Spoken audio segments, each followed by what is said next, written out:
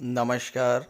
ज्योतिष शास्त्र में श्रद्धा और विश्वास रखने वाले सभी जातकों का पारलौकिक जगत चैनल में बहुत बहुत स्वागत है। महाबली राहु किसका करेंगे राज तिलक, ऐसा मैंने थंबनेल में लिखा है। और क्यों लिखा है? क्योंकि राहु 22 नवंबर 2022 से 16 मार्च 2023 के बीच महाबली हो रहे हैं, अर्थात अंश बल के आधार पर बहुत ही मजबूत स्थिति में होंगे और ज्योतिष शास्त्र की भाषा में कहा जाए तो युवावस्था में होंगे। कोई भी ग्रह युवा तब होता है जब उसका अंश बल 12 डिग्री से 18 डिग्री के बीच होता है। जब किसी ग्रह का अंश बल 12 डिग्री से 18 डिग्री के बीच होता है तो वह ग्रह फुल्ली एक्टिव होता है और अपना पूर्ण फल देने में सक्षम होता है। अब एक बात समझने की है कि राहु केतु हमेशा वक्री अवस्था में गोचर करते हैं। आज से 6 माह पूर्व मैंने एक वीडियो बनाया था जिसके थंबनेल में मैंने लिखा था राहु केतु मृत। तो उस समय उनका अंश बल 30 डिग्री था और वो लगभग निष्क्रिय अवस्था में थे। धीरे धीरे राहु केतु का अंश बल 30 डिग्री से घटना शुरू हुआ और जैसे ही राहु का अंश बल 18 डिग्री होगा, राहु युवावस्था में प्रवेश कर जाएंगे और अंश बल 12 डिग्री तक रहने तक युवा रहेंगे। तो क्या करेंगे युवा राहु? क्योंकि राहु को तो सर्वाधिक पाप ग्रह की संज्ञा दी गई है ज्योतिष शास्त्र में। इसी का विश्लेषण करेंगे इस वीडियो में। हालांकि ये वीडियो मैं थोड़ा पहले अपलोड कर रहा हूँ, लेकिन राहु का उपाय करने के लिए इतना समय भी कम है। एक बात मैं अपने हर वीडियो में कहता हूँ और वो ये कि जब आपके जीवन में किसी ग्रह की महादशा, अंतर्दशा या प्रत्यंतर दशा गतिमान हो, तभी वह ग्रह फुल्ली एक्टिव होता है और उस ग्रह के पूर्ण फल आपको प्राप्त होते हैं। हालांकि महाबली राहु का प्रभाव तो सभी पर पड़ेगा, लेकिन वो जातक जिनके जीवन में राहु की महादशा या अंतर्दशा गतिमान है, और ऐसे जातक अपने देश में कम से कम 25 करोड़ की संख्या में होंगे, वो सर्वाधिक प्रभावित होंगे। लेकिन राहु के प्रभाव को समझने से पहले राहु को समझना जरूरी है। तो पहले बात करेंगे राहु के बारे में, फिर बात करेंगे धनु राशि के जातकों के जीवन पर महाबली राहु के गोचर का क्या प्रभाव पड़ेगा। ये विश्लेषण आपकी चंद्र राशि के आधार पर किया जा रहा है और वीडियो के अंत में मैं आपको राहु के उपाय भी बताऊंगा। और राहु का उपाय जरूर कीजिएगा ताकि आपको राहु के पूरे फल मिल सकें। देखिए, किसी एक जातक की कुंडली मैंने आपके सामने रखी है और इसकी डेट है 22 नवंबर 2022।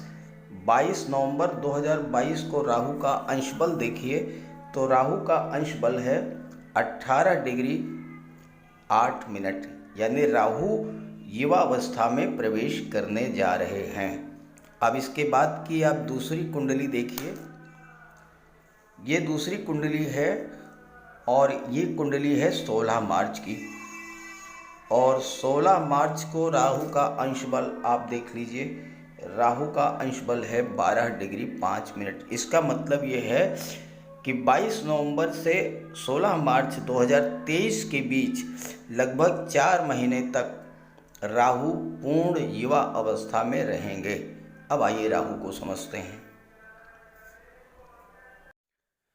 राहु को ज्योतिष शास्त्र में दैत्यों के सेनापति की संज्ञा दी गई है और हमारे जीवन की 60 to 70% समस्याओं का कारण राहु ही होते हैं। लेकिन आज के समय में राहु ही हमें वो सब कुछ दे सकते हैं जो हम पाना चाहते हैं, क्योंकि कलयुग के किंग हैं राहु। राहु एक ऐसा ग्रह है जो अचानक से विपरीत दिशा से एक्टिवेट होकर कार्य करने लगता है। आपका कोई काम काफ़ी दिनों से नहीं हो पा रहा था, अचानक से राहु की अंतर्दशा या प्रत्यंतर दशा शुरू हुई, आपका वो काम एकदम से पूरा हो गया। राहु के भीतर अतीन्द्रिय शक्ति है और उसमें हर तरह के षड्यंत्र को समझने की क्षमता है, उससे निपटने की भी क्षमता है राहु में। राहु विदेश के भी कारक हैं और इसलिए जिनकी कुंडली में राहु अच्छा होता है वो विदेश जाते हैं, विदेश में बहुत अच्छा धन अर्जित करते हैं। आज की डेट में राहु, केतु, शनि और मंगल जिन्हें पाप ग्रह की संज्ञा दी गई है वही हमें जीवन में ऊपर उठाते हैं, धन वैभव देते हैं, मान सम्मान देते हैं और हर तरह का सुख भी देते हैं। इसलिए जब भी मनुष्य के जीवन में राहु की महादशा या अंतर्दशा शुरू हो उस समय व्यक्ति को विशेष सावधानी बरतनी चाहिए। राहु का निरंतर उपाय करते रहना चाहिए ताकि राहु के शुभ फल प्राप्त हो सके। लेकिन यही राहु अगर कुंडली में अशुभ हुए तो तरह तरह के कष्ट देते हैं, बनते बनते काम बिगड़ जाते हैं। तो कैसे पहचाने कि कुंडली में राहु हमें अशुभ फल प्रदान कर रहे हैं?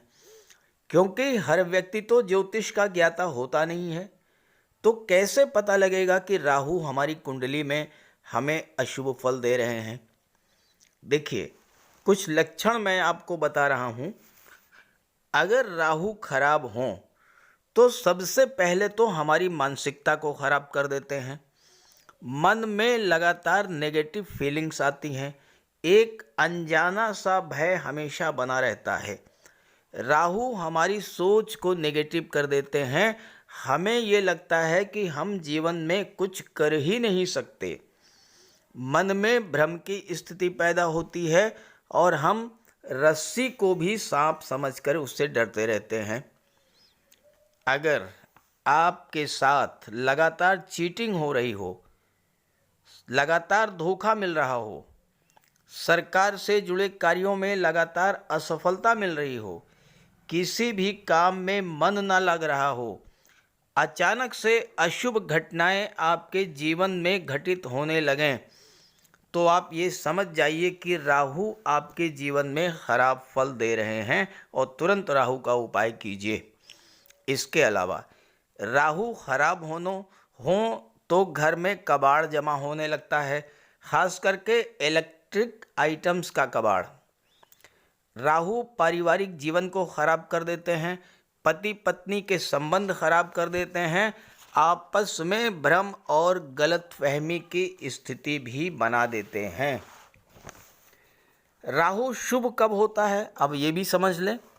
जब कुंडली में केंद्र के भाव या त्रिकोण के भाव में गोचर करें और अकेले गोचर करें।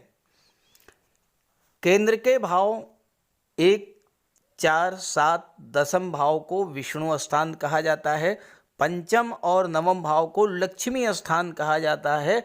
और अगर राहु इन भाव में अकेला ही गोचर करे तो राहु अपनी महादशा, अंतर्दशा या प्रत्यंतर दशा के दौरान अत्यंत शुभ फल प्रदान करेंगे और आपको रंक से राजा भी बना देंगे।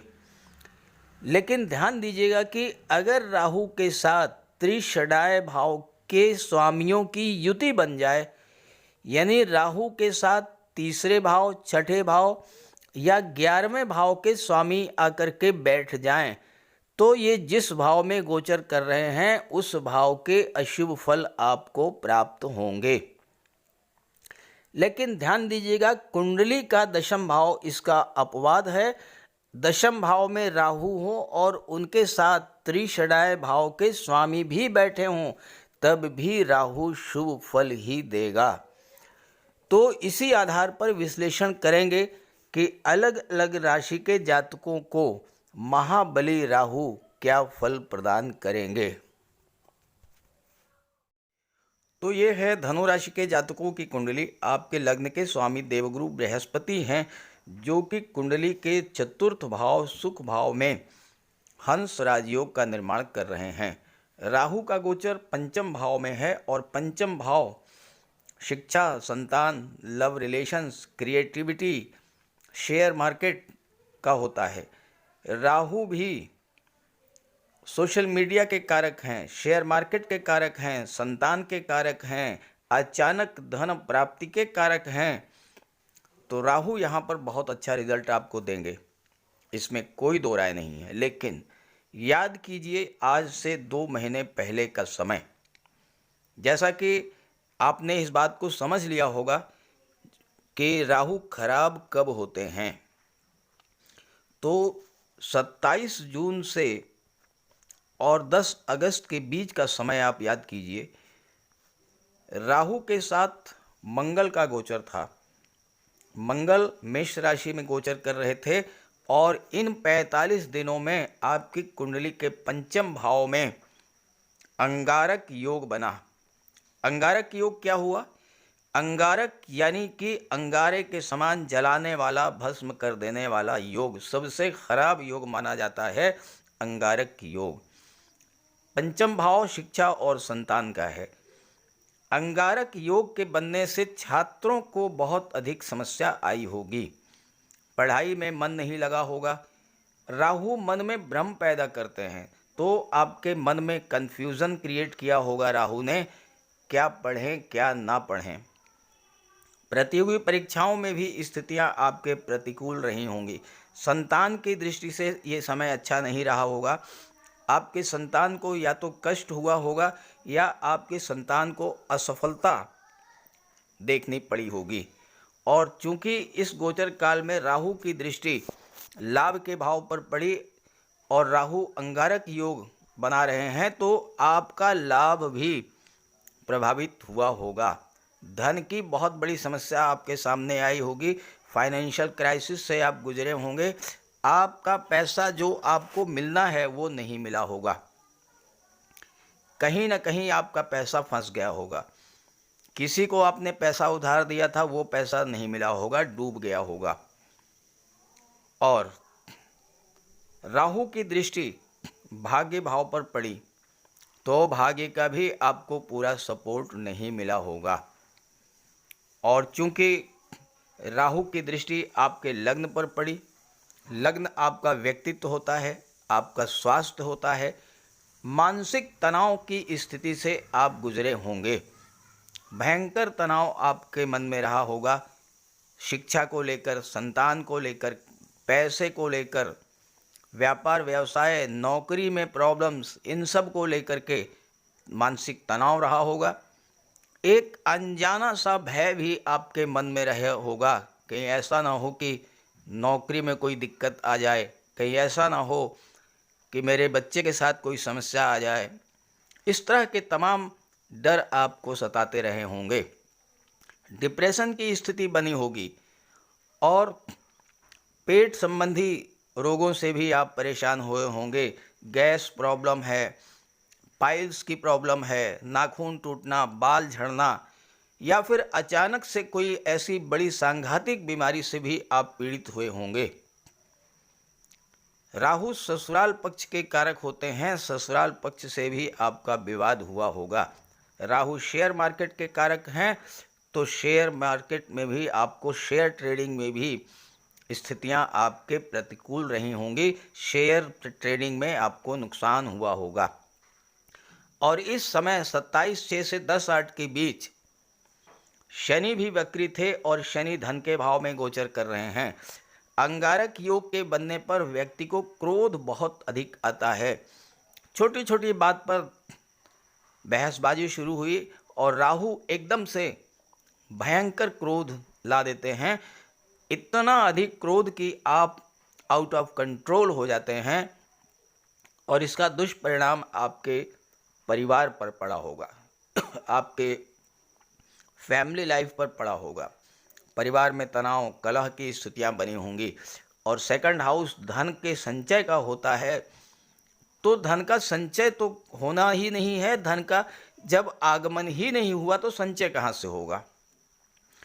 राहु विदेश भाव के कारक होते हैं, विदेश से संबंधित आपका कोई भी कार्य इस गोचर काल में नहीं बना होगा। विदेश से पैसा आना था, नहीं आ पाया होगा। विदेशी व्यापार, कोई आपका कोई कॉन्ट्रैक्ट, कोई डील आपकी फाइनल होनी थी, बाधा आ गई होगी। उच्च शिक्षा के लिए आप विदेश जाना चाहते थे, पासपोर्ट वीज़ा की समस्या आ गई होगी। तरह तरह की समस्याएं अंगारक योग के बनने पर आपके जीवन में आई होंगी। और अगर ऐसा कुछ आपके साथ हुआ हो हालांकि ऐसा भी नहीं है कि सब कुछ नेगेटिव ही हुआ होगा। राहु धन के कारक हैं, प्रॉपर्टी के भी कारक हैं, ज़मीन के भी कारक हैं, शेयर के भी कारक हैं, सोशल मीडिया के भी कारक हैं। तो ऐसा नहीं है, इन क्षेत्रों में लाभ भी हुआ होगा।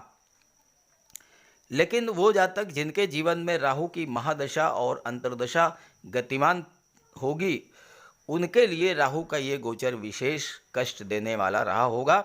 और अगर ऐसा है तो ज़रूर कमेंट कीजिएगा। अब बात करते हैं कि 22 नवंबर से 16 मार्च तक क्या स्थिति रहेगी। जैसा मैंने शुरू में आपको बताया, राहु खराब फल तब देते हैं जब त्रिषडाय भाव के स्वामी राहु के साथ बैठे हों। तो तीसरे भाव के स्वामी कौन है? शनि। शनि राहु से दूर, बहुत दूर हैं।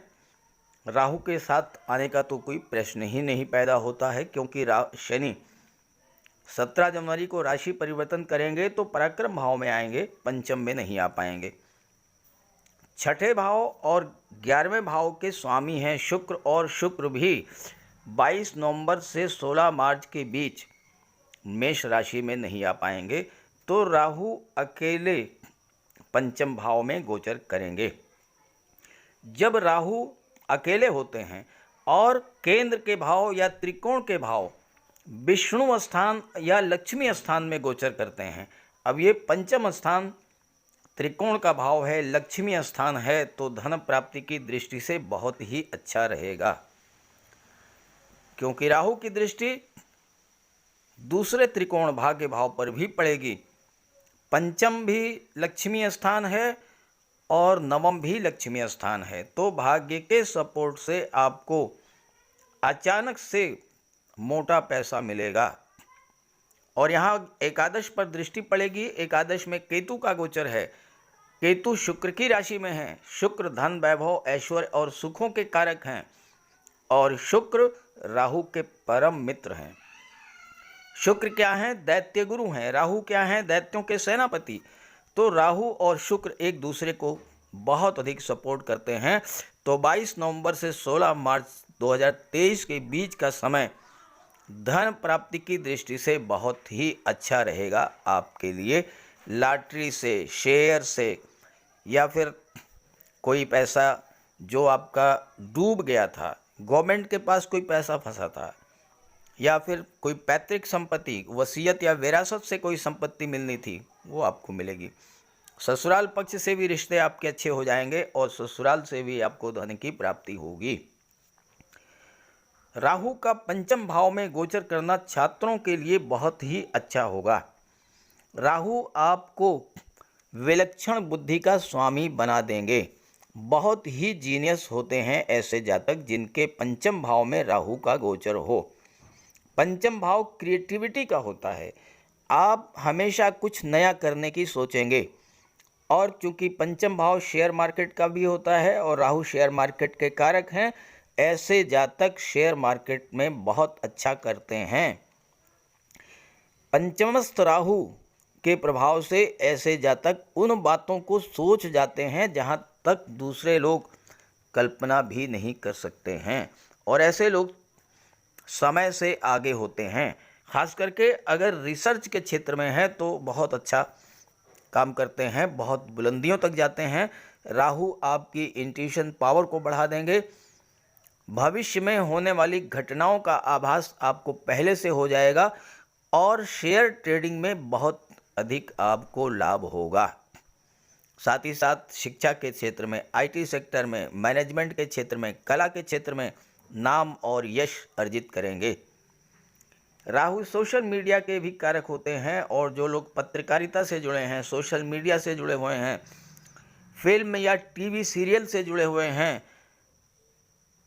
ऐसे सभी जातकों के लिए राहु का ये गोचर बहुत ही अच्छा रहेगा। और इस समय 22 नवंबर को शनि भी मार्गी हो चुके होंगे, और राहु शनिवत कार्य करते हैं, तो धन का संचय भी होगा। आप प्रॉपर्टी भी खरीद सकते हैं, क्योंकि गुरु और शनि दोनों ही अपनी अपनी राशि में ही गोचर करेंगे। और गुरु भी 24 नवंबर को मार्गी हो जाएंगे। तो शनि, गुरु, राहु, इन सब के शुभ प्रभावों से आप प्रॉपर्टी भी खरीदेंगे, शेयर में भी निवेश करेंगे, वाहन भी आप खरीद सकते हैं। और राहु आपको अचानक से बुलंदियों पर पहुंचा देंगे। कार्य क्षेत्र की रुकावटें दूर हो जाएंगी। आपके जो कार्य अभी तक रुके हुए थे वो कार्य राहु के प्रभाव से बनेंगे। नया कार्य व्यवसाय शुरुआत कर सकते हैं। घर परिवार में जो तनाव की स्थितियां थी वो समाप्त हो जाएंगी। मन में जो भ्रम था, मन में जो डर था, वह दूर होगा। विदेश से भी आपको प्रचुर मात्रा में धन भी प्राप्त होगा। विदेशी व्यापार में उन्नति होगी। नए नए बिजनेस डील्स आपको मिलेंगे। और हायर एजुकेशन के लिए जो छात्र जाना चाहते हैं वह भी उच्च शिक्षा के लिए विदेश जाएंगे। नौकरी के भाव के स्वामी हैं शुक्र। शुक्र राहु के मित्र हैं, तो कॉम्पिटिटिव एग्जाम्स में भी सफलता के योग बनेंगे इस गोचर काल में। भाग्य का तो आपको पूरा सपोर्ट मिलेगा ही। यात्रा देशाटन के लिए भी जा सकते हैं, देवदर्शन के लिए जा सकते हैं। पिता से भी आपके संबंध बहुत अच्छे हो जाएंगे और पिता का भी आपको सहयोग मिलेगा। हो सकता है कि पिता के सहयोग से ही आपके व्यापार व्यवसाय में उन्नति हो, या फिर पिता ही आपके लिए कोई नया व्यापार व्यवसाय शुरू करा दें, या नौकरी की तलाश में आपके पिता आपकी हेल्प करें। और ज़्यादा प्रबल योग हैं कि विदेश में आपको नौकरी मिलेगी। किसी मल्टीनेशनल कंपनी में, किसी विदेशी कंपनी में, या किसी प्राइवेट सेक्टर में आपको जॉब भी इस गोचर काल में मिल सकता है। अब अगर आपके जीवन में राहु की महादशा चल रही हो, अंतरदशा चल रही हो, या प्रत्यंतर दशा गतिमान हो, आप राहु का उपाय अभी से शुरू कर दीजिए ताकि आपको राहु के महाबली होने का पूरा लाभ मिल सके। तो चलिए बात करते हैं उपायों पर। राहु का कोई अशुभ प्रभाव आप पर न पड़े, इसलिए राहु का उपाय जरूर करें। राहु का सबसे बढ़िया उपाय है मोर पंख। देखिए, राहु को सर्प का स्वरूप माना गया है और मोर सर्प को खा जाता है। तो जहाँ पर मोर पंख रहता है वहाँ पर राहु का प्रवेश नहीं होता है।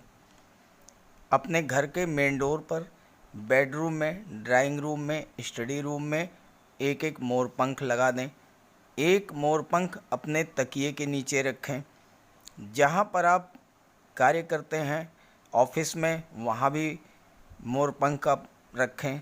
और अपने बैग में एक मोर पंख ज़रूर रखें और एक सुरमे की डिबिया, ये दो चीज़ें अपने बैग में हमेशा रखें। और एक छोटी सी चांदी की गोली अपनी जेब में रखें। इससे राहु और बुध दोनों का उपाय हो जाता है। काले कुत्ते को भोजन दें, काली गाय की सेवा करें। इससे राहु, केतु और शनि तीनों ही प्रसन्न होते हैं। कुष्ठ आश्रम में जाकर के या दिव्यांगों को भोजन का दान दें। और एक नारियल शनिवार के दिन अंधेरा होने पर अपने सिर के एंटी क्लॉकवाइज 7 बार घुमा करके नदी में बहा दें।